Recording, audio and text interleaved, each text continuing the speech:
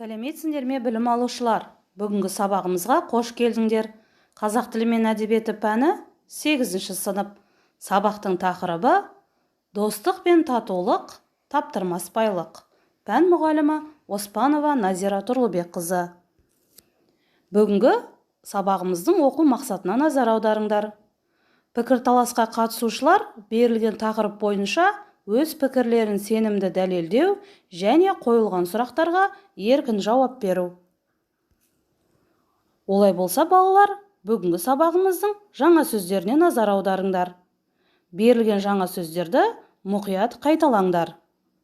Жаңа сөздер: қиыншылық, трудность; жан, душа; ынтымақтастық, сотрудничество; жанашыр, сочувствующий; парасатты, разумный; адалдық, честность. Олай болса, балалар, сабағымызды жалғастырамыз. Сендерге ұсынатын бейне жазбам бар. Бейне жазбаны мұқият тамашалаңдар.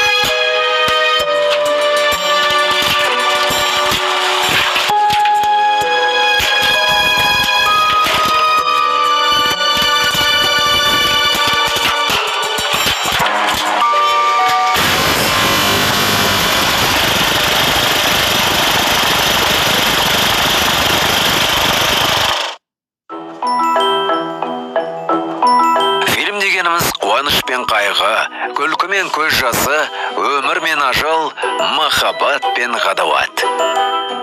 Ал режиссер осындай жан толғаныстарын жеп-жеңіл жөнге салып отыратын сиқыршы. Ал мұндай сиқыршылықты қайда үйретеді дейсіз бе? Темірбек Жүргенов атындағы Ұлттық өнер академиясының режиссерлік факультетінде үйретеді екен. Кино түсіріп, оның мағынасын камера объективі арқылы жеткізу оңай шаруа емес. Ал студенттік кино жұмыстар толық метрлі фильм түсіру жолында жасалған алғашқы қадамдар. Тек мұндай фильмдерге жүрдім бардым қарауды әдетке айналдыруға болмайды. Кейде олар кино өнерінің нағыз жауһарына айналып жатады.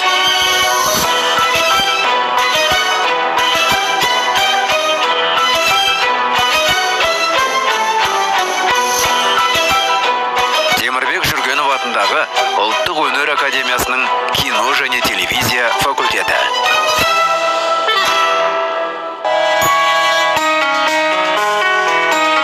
Кино кадрдың ғана емес, ақыл ойдың да тереңдігі. Ол адамның көңілін алдандырып қана қоймай, ойландыруға міндетті. Сценарийдегі әр сөз, кейіпкердің кадрдағы әр қимылы, режиссер асқан шеберлікпен басқаратын ғаламат энергия. Қоюшы режиссер дегеніміз киноны дүниеге келетін адам. Ол шығармашылық топпен тіл табысып, оларды толық өзіне бағындыра білуі керек. Техника мен кино өндірісінің әдістерін терең меңгерген болуы тиіс. Ал режиссердің құрал саймандары деп актерларды, камераны, жарықты, гримді, декорация мен арнайы эффектілерді және тағы басқаларын айтуға болады. Болашақ жас режиссерлар көп уақыттарын ұстаздардың қасында өткізеді. Солармен кездесіп, шығармашылық мәселелерін, оған қоса ұйымдастыру шаруаларында ақылдасады. Негізгі сценариймен қатар режиссерлық сценарийдің қалай жазылатынын, кадрға қалай бөлу керектігін, смета қалай дайындалатынын үйретеді. Мына студенттердің бағы бар екен. Белгілі дарынды режиссер Дамир Манабайдан тәлім алу бұйырыпты. Ол өз студенттерін кинорежиссураның қыр-сырымен таныстырудан жалықпайды. Кино сценарийді талқылаған сәтте, әйтпесе актерлармен жұмыс істеп жатқан кезде емес. Болашақ фильмнің бейнесі көз алдыңа елестеген сәтте басталатынын түсіндіреді.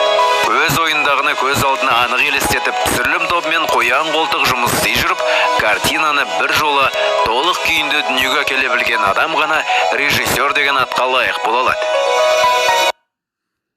Балалар, берілген бейне жазбаны мұқият тамашаласаңыздар, ары қарай берілген тапсырмаларды орындаймыз. Оқулықтарыңда берілген 71-ші беттегі бірінші тапсырмаға назар аударыңдар. Сұрақтарға жауап беріңдер. Қазақстандық қандай режиссерлерді білесің? Қазақ халқының тарихына байланысты қандай фильмдерді көрдің? Қазақстандағы халықтар достығы бейнеленген қандай фильмдерді білесің? Суретке қара. Олар қай фильмнің кейіпкерлері? Жарайсыңдар. Жауаптарыңа рахмет балалар. Келесі тапсырма. 72-ші бет, екінші тапсырма. Соңғы жылдарда Қазақстанда қандай фильмдер шығарылды? Сызбаға жаз. Қазақ фильм туындыларын еске түсіріңдер. Мұқият болыңдар балалар. Үшінші тапсырма. 72-ші бетке назар аударыңдар. Берілген сөздер мен сөз тіркестерін мағынасына қарай сәйкестендіріп, сөйлем құрап жазыңдар. Іске сәт балалар. Тілдік бағдар. Шартты рай. Етістіктің шартты рай формасындағы сөз мағына жағынан басқа бір амалдың, я істің жүзеге асуының немесе аспауының шартын білдіреді. Шартты рай формасы етістікке са, се жұрнағы жалғану арқылы жасалады. Шартты рай құрмалас сөйлемнің бірінші сөйлемінде баяндауыш қызметінде қолданылады. Сөйтіп, басыңқы сөйлемдегі істің орындалуы немесе орындалмауының шартын көрсетеді. Мысалы, мен фильмді көрсем, оның мазмұнын айтып берер едім. Актер өз рөлін жоғары дәрежеде сомдаса, мемлекеттік сыйлық алады.